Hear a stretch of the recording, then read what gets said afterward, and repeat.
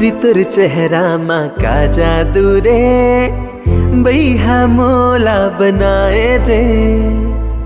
मोहनी काते ऐसे डारे ना, चेहरा मोर भुला गयो रे।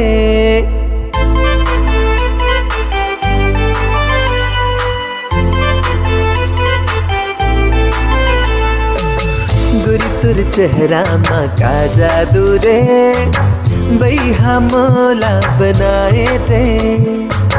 मोहनी काते से डारे ना, चेहरा मोर भुला गयो रे।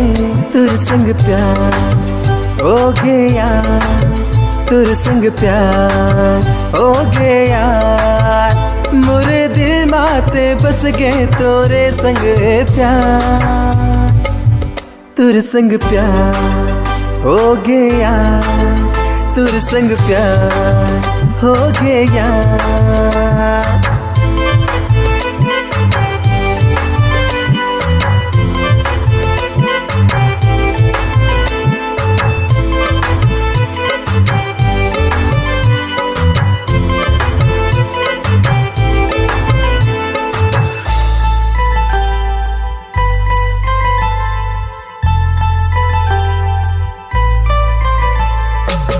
ते मोर साथी दिया मैं तुर बाती, सपना माँ के गोरी ऐसे तड़पाना।